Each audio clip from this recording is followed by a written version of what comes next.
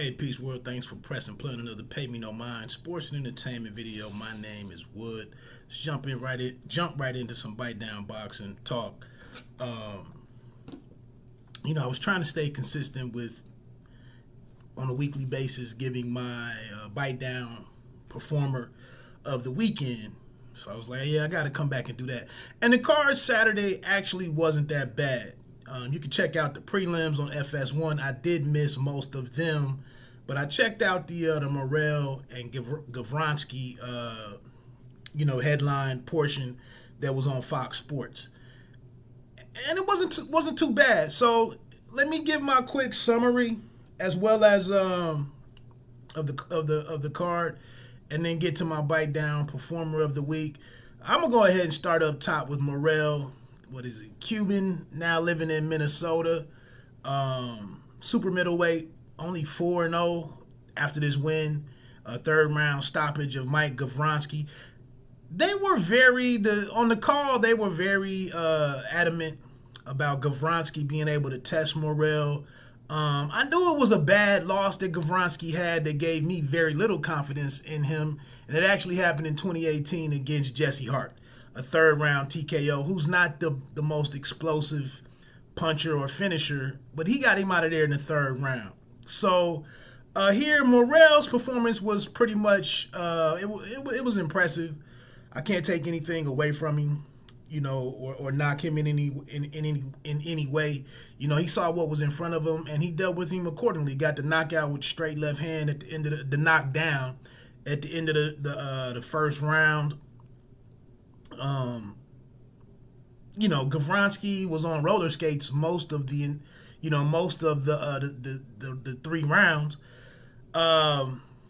Jack Reese, was ready to step in a number of times and stop it. He gave the kid some rounds. I would have liked to seen a little bit more creativity from Morrell. He kind of either overwhelm me with punches and force Jack Reese's hand. You see him stepping in a number of times, and you got a sitting duck in front of you. Go on and get rid of the guy. Like Joe Goosen said, you mess around, you get a headbutt. The guy's disoriented. He falls into you or something. You get a bad cut of some kind, and then you got unnecessary downtime before your next fight or whatever. So he could have done a number of different things to get to the body and chop him down or open up, but he kind of like ran out of creativity briefly. But that's nitpicking. He gets a good win. Gavronski had like 30 fights or something, 24, 4, and a couple of draws or something, and you dominated the guy. Show good punching power, look good in the main event, you move on, 4-0, 3 knockouts. He's already the WBA Super Middleweight champion. So we got some young guys at Super Middleweight coming together, and then you got the bigger names up top with the champions. So it's good to see some kids kind of moving up.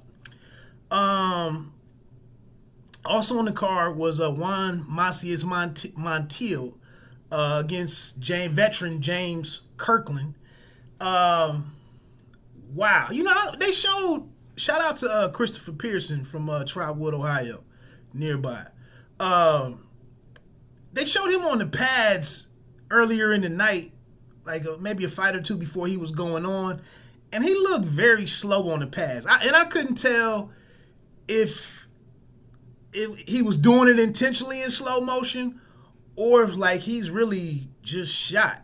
But then when he got in the ring, before he caught the left hand to the temple that knocked him down for the first shot, he went to come, because he was pressing forward at first, but he went to go turn around and went to go press Montiel, and Montiel caught him with a straight right down the middle that buckled him briefly, and I knew then that I knew that his punch resistance wasn't right, the way that punch stood him up momentarily, and I think he was hurt then. But he gets knocked down 3 times in the first round, taken apart in 2 minutes. It wasn't as bad. Well, actually, it was worse. I was gonna say that my man, I can't even the super welterweight that lives in Las Vegas. I can't even think of his name. I can't think of his name, but when he got sent into retirement by Erickson Lubin, I can't even think of his name.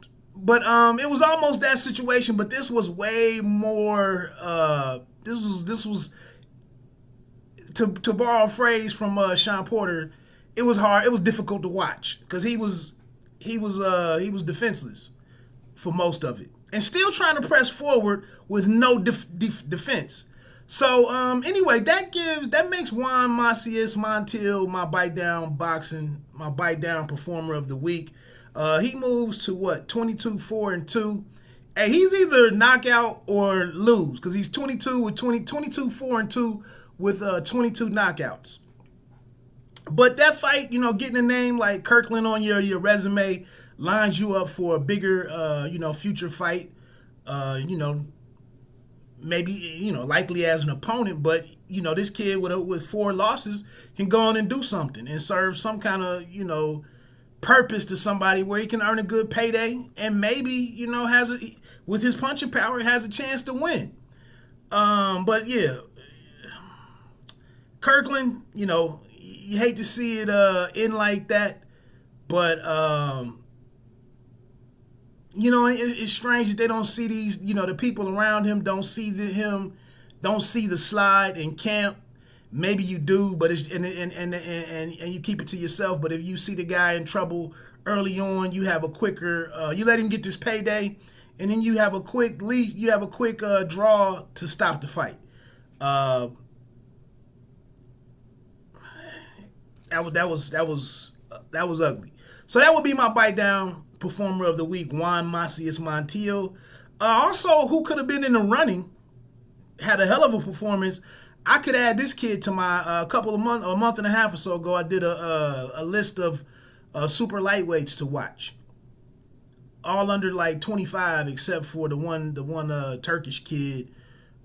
He might not even be a from Turkey, but Shojahan Ergashev. He's 28, I believe. But this kid Jesus Ramos, pretty tall for the division. Good power. He moves to 14-0 with 13 knockouts after stopping Philadelphia's Naeem Nelson. And he was hurting him early too.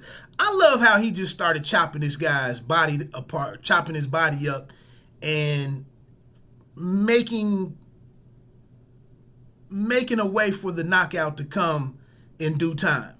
He just kept leaning around, chopping him, keeping a good distance. He was kind of attacking the body from the outside because of his reach advantage and that height. And, saw that Nelson wasn't letting his hands go. He was affecting him with all of these shots. And it was just a methodical beatdown until he got the stoppage in the 4th round. Just walking him down, stalking him, just smart, a smart attack. Not risking a whole lot, and like I said, knowing that what the outcome was gonna be, and just following the game plan and what Nelson was giving him. I think he knocked Nelson down 2 or 3 times before that final flurry along the ropes. And then that's kind of your important parts of the card. I don't know to hit the PBC too heavy for getting this kid knocked out. Angel Barrientos, AK-47. He was just 3-0, I want to say, I think 3-0 or 4-0.